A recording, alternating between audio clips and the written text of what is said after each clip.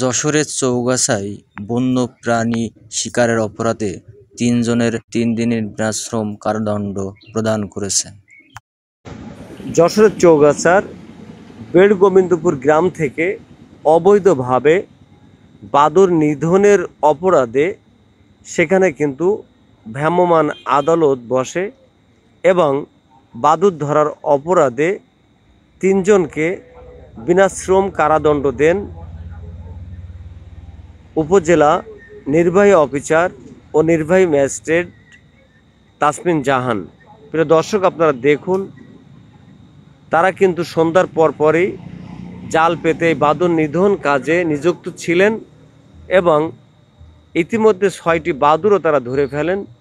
ভ্রাম্যমাণ আদালত সেখানে উপস্থিত হয়ে ৩ জনকে হাতে নাতে ধরে ফেলেন এবং বাদুড়গুলো উদ্ধার করে সেটি কিন্তু আবার ছেড়ে দেওয়া হয়।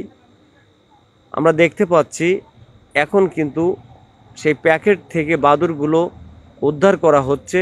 ইতিমধ্যে একটি বাদুড় সেখানে মারা গিয়েছে। প্রিয় দর্শক, আপনারা দেখুন, উপজেলা নির্বাহী অফিসার ভারপ্রাপ্ত ও নির্বাহী ম্যাজিস্ট্রেট তাসমিন জাহান জানিয়েছেন, বন্য প্রাণী সংরক্ষণ আইন ২০১২-র আওতায় অপরাধীদের ৩ দিন করে বিনাশ্রম কারাদণ্ড প্রদান করা হয়েছে। তারা হলেন চৌগাছা পৌর এলাকার টেঙ্গুরপুর মহল্লার সম্রাট দাস, বিটু দাস ও সরজিৎ দাস। প্রিয় দর্শক, আপনারা দেখুন, উপজেলা নির্বাহী অফিসার ভারপ্রাপ্ত ও নির্বাহী ম্যাজিস্ট্রেট তাসমিন জাহানের এমন উদ্যোগকে সাধুবাদ জানিয়েছেন উপজেলার সচেতন মহল। প্রিয় দর্শক, আপনারা পুরো ভিডিওটা দেখুন, প্রত্যেকেরই ভালো লাগবে ইনশাল্লাহ। ১২ই অক্টোবর রবিবার রাতে চৌগাছা উপজেলার বেড়গোবিন্দপুর বন্যপ্রাণী ধরার সময় ৩ জন শিকারীকে হাতে নাতে ধরেন। এ সময় শিকারীদের কাছে ৬টি বাদুড় পাওয়া যায়।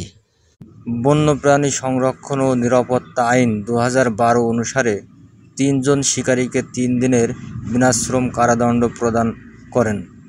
এ সময় একটি বাদুড় মারা গেলেও ৫টি বাদুড় জীবন্ত অবস্থায় উড়িয়ে দেওয়া হয়।